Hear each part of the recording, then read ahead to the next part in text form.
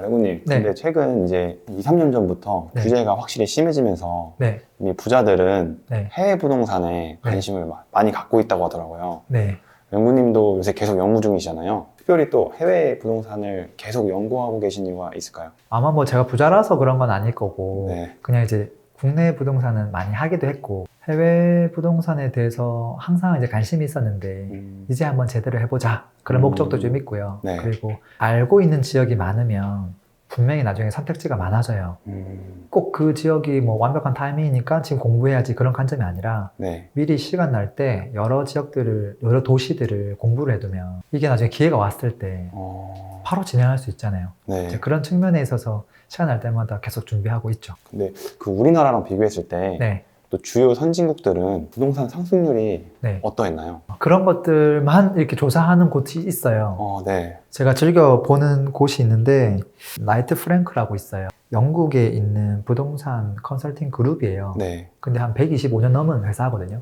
굉장히 유명해요. 네. 지금도 강남에 가면 되게 초고가로 평당 1억짜리 오피스텔 지금 분양하고 했었거든요. 아, 진짜요? 완전 초럭셔리로. 근데 그런 것들을 사람들 잘 몰라요. 네. 근데 그게 이제 요 회사가 우리나라 첫 번째로 지금 출시한 녀석이에요.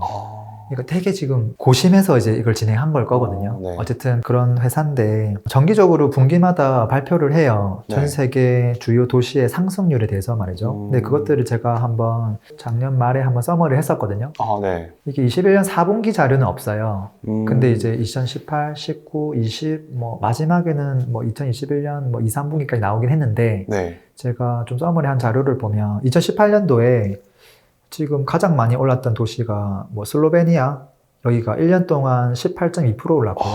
네.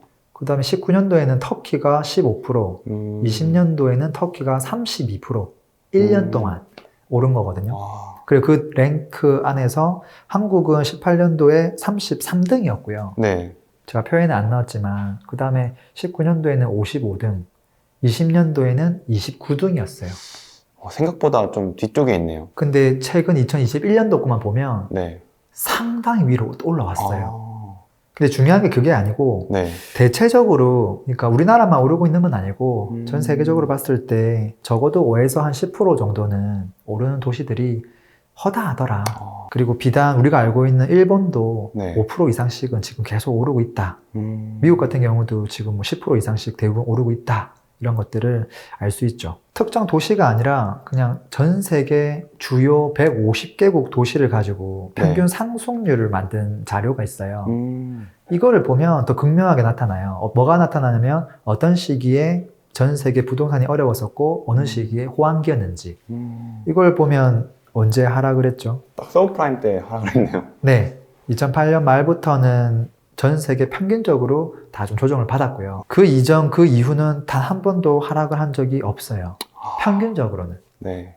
그리고 최근의 모습은 어떨까요? 최근엔 급격히 상승하고 있는데요. 했죠. 네. 그래서 코로나 이후로 오히려 주택 시장, 주택 가격은 상승을 많이 하고 있다.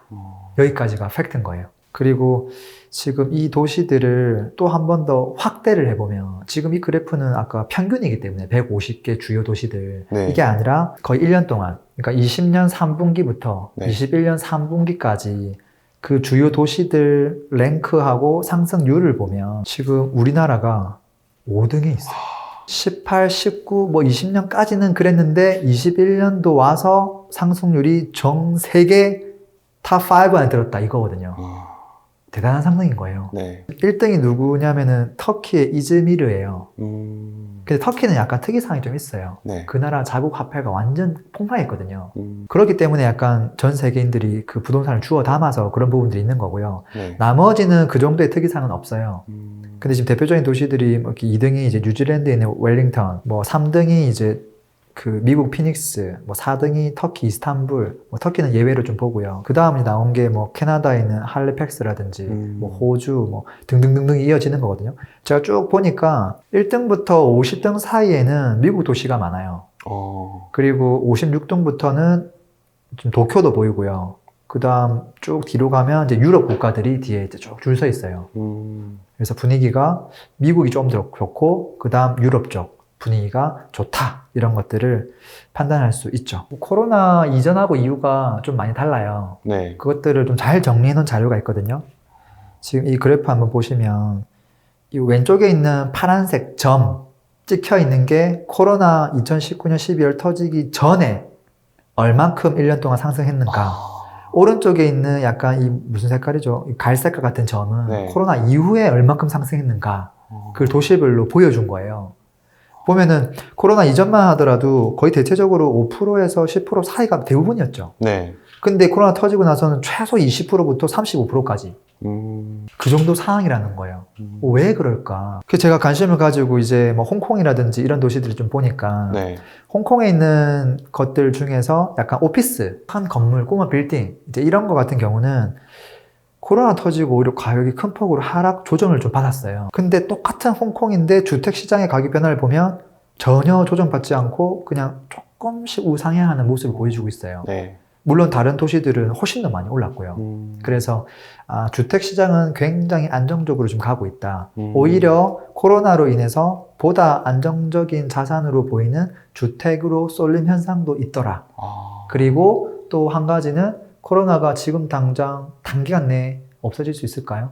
쉽지 않을 것 같은데요. 쉽지 않을 수 있잖아요. 물론 이거 판단하기 따라 다르겠지만 네. 이것들이 뭐 3년, 5년까지 이어진다면 네. 이 풍조는 그대로 이어가겠구나 하는 것들도 약간 느껴지는 부분이에요. 알레고님 근데 듣다 보니까 좀 궁금한 게 생겼어요. 네, 또 우리나라에서 네, 강남이 오르면 네, 또 판교가 오르잖아요. 네, 그럼 이제 세계 이제 부동산 시장을 봤을 때 네. 미국이 오르면 네. 캐나다도 오르나요? 미국이 뭐 52개 주 엄청 크잖아요. 네. 하나하나가 거의 우리나라만 하니까 그 미국 내에서는 분명히 그 흐름이 있을 거라고 봐요. 당연히 분위기가 좋아질 때 사람들은 이게 미국 사람들만 사는 게 아니거든요.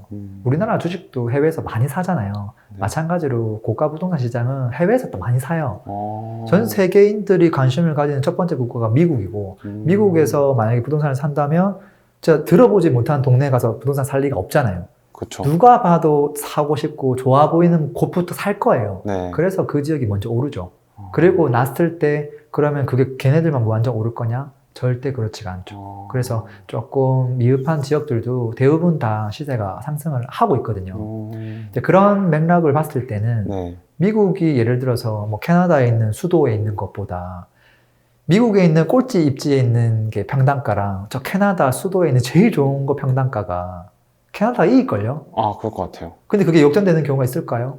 무한정 미국이 계속 올라가는 일은 없을 거예요. 네. 그래서 시간이 지나면 저는 분명히 그것도 흘러갈 수 있다고 봐요. 다만 이제 전 세계적으로 부동산 경기가 앞으로 좀 어떻게 될 것이냐 이걸 우리가 좀 판단하기 힘들지만 네. 그냥 확인할 수 있는 것들 다 확인해보고 좀 비교는 충분히 할 수 있지 않을까 싶어요. 과거에는 이 정도 수준이었는데 지금은 되게 많이 벌어졌구나. 객관적으로 가격이 조금 저평가되어 있을 수도 있겠구나.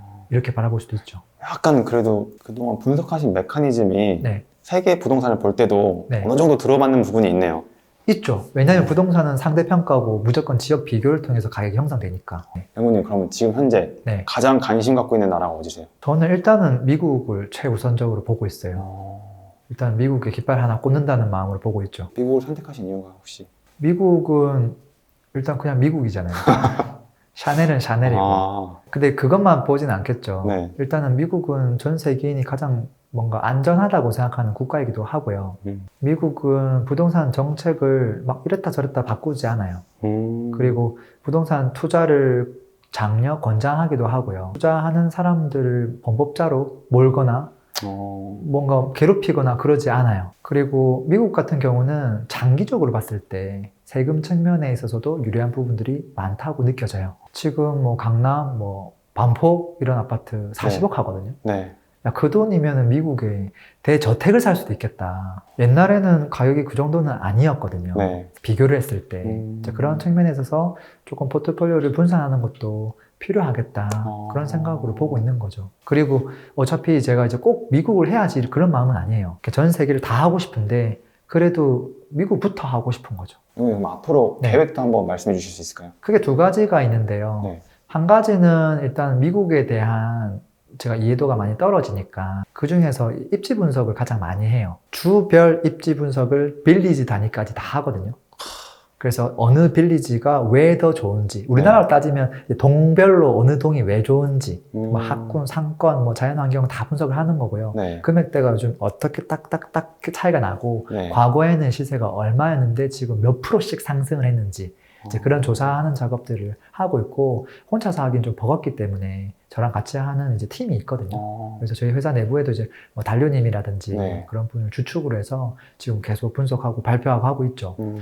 그 다음에 추가적으로 하고 있는 게 이제 부수적인 페이퍼 작업이에요. 뭔가를 진행할 때 그냥 개인명의로도 할 수 있기는 하지만 기왕이면은 조금 장기적으로 계속 끌고 갈 것이라서 일단 법인 설립하는 부분. 네. 법인 설립하려면 은행 계좌 개설도 해야 되고 세무 기장도 맡겨야 되고 네. 또 뭐 사무실도 있어야 되고 그리고 그걸 또 하다 보면 혹여나 이제 내가 거기서 부동산 업이 아니라 진짜 비즈니스 사업을 또 하고 싶은 생각도 있기 때문에 네. 그래서 이민 비자에 대한 것들도 조금 체크하고 있어요. 어. 그래서 뭐 주재원 비자부터 시작해서 너무 많더라고요. 음. 그래서 그런 것들 같이 알아보고 있는 중이에요. 근데 그런 것들을 도와주는 전문가분들이 너무 많더라고요, 사실.